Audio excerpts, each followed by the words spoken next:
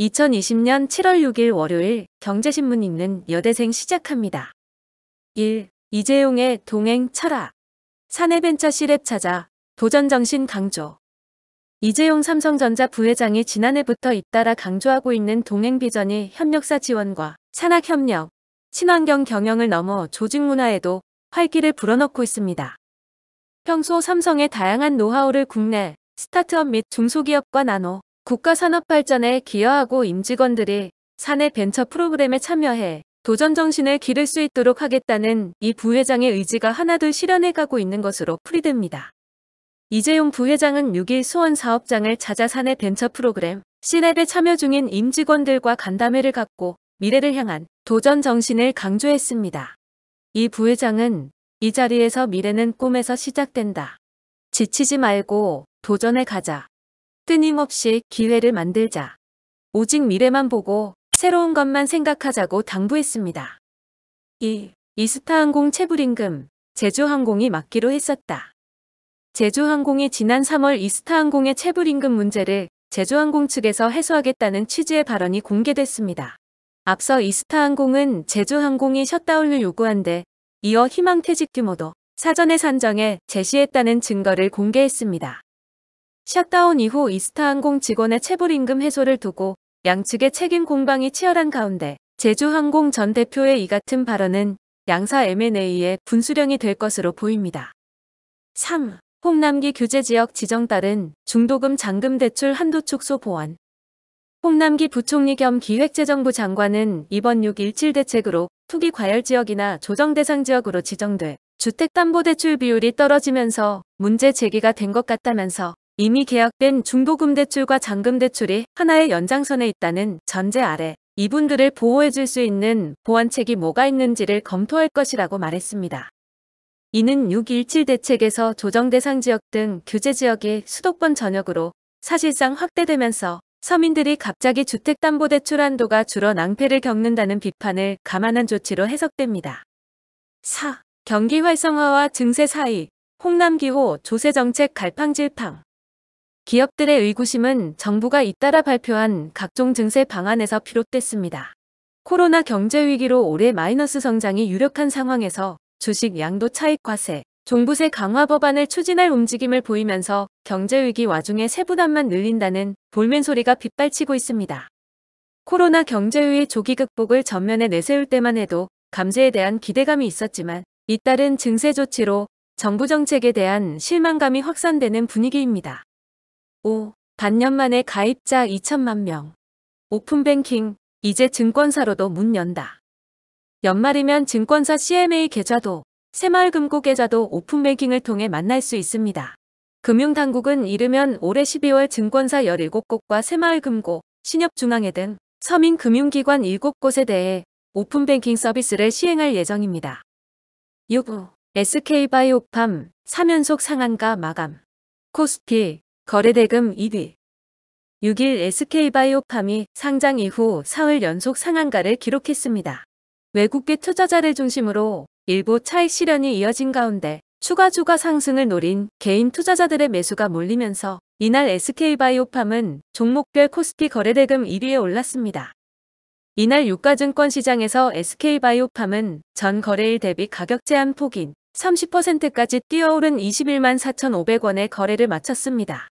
유가증권 시장에서 공모가의 2배 가격으로 시초가가 결정된 후 3거래일 연속 상한가를 기록한 종목은 SK바이오팜이 처음입니다. 7. 37억 아파트 줍줍에 16만 명. 2030에 부동산 열기. 지난 5월 말 성수동의 아크로 서울포레스트 아파트 세 채의 새 주인을 찾는 청약에 26만 명에 몰렸습니다.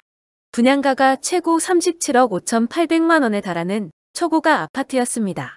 당첨 후 하루 만에 분양가의 10%를 계약금으로 내고 4개월 후에 또 10%를 중도금으로 내야 할 현금 동원력이 필요했습니다.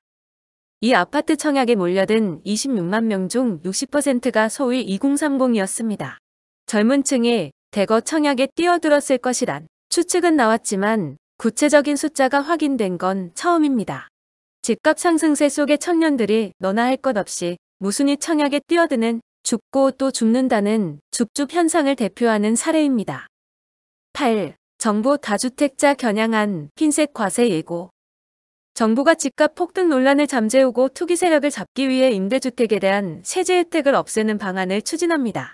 투기로 집을 여러 채 보유하고 있는 다주택자들을 겨냥한 것입니다. 정부는 여기에 보유세를 강화해 다주택자 옥죄기에 나선다는 계획입니다. 9. 집 짓는데 결국 필요한 건 땅. 신규 택지 후보로 광명, 시흥, 하남 등 거론.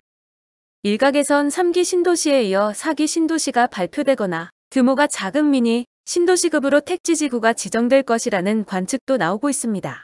이에 경기도 광명과 시흥, 고양, 하남, 안산, 김포 등의 택지 후보지들이 거론되고 있지만 국토부는 신규 택지 지정과 관련한 내용은 보완을 유지하고 있습니다.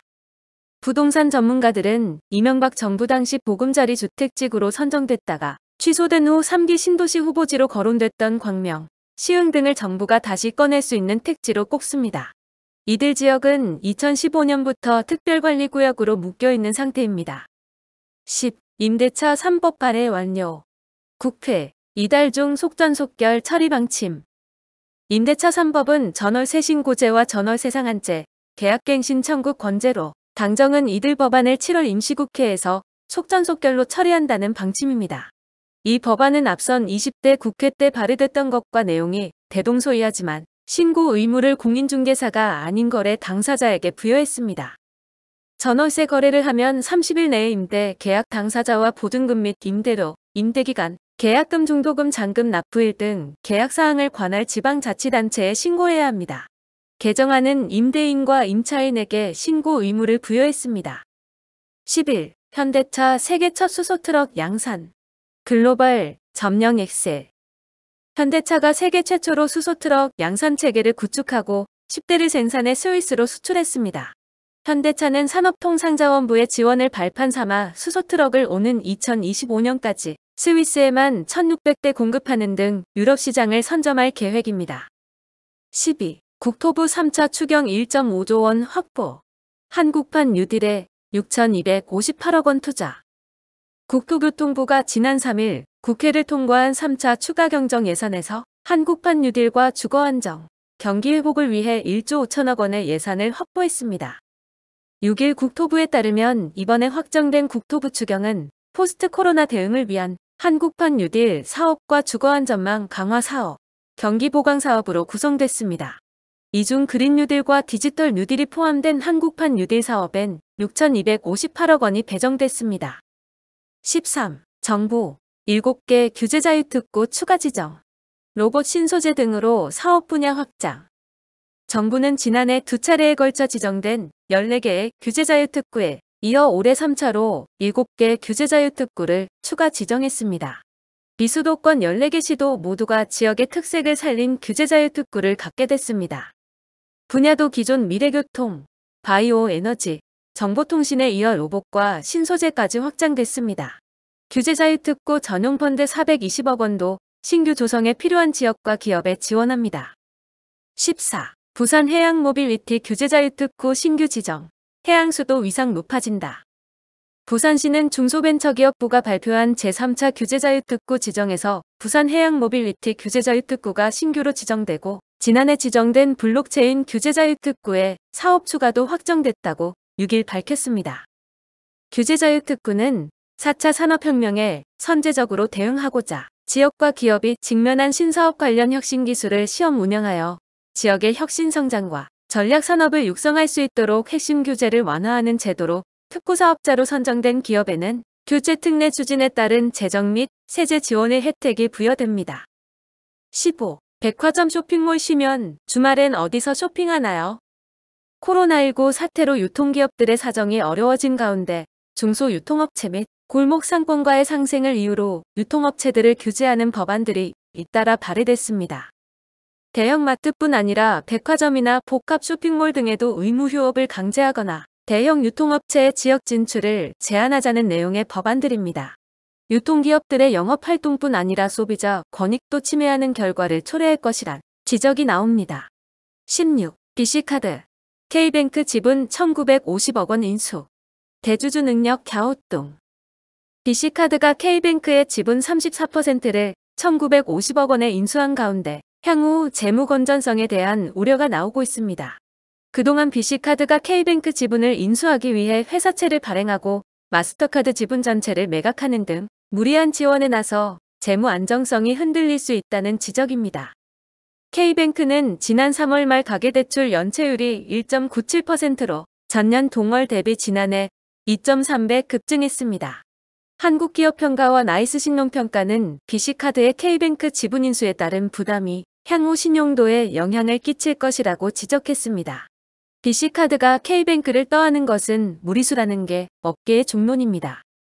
17. 롯데하이마트. 철옹성 40%선 8년 만에 붕괴.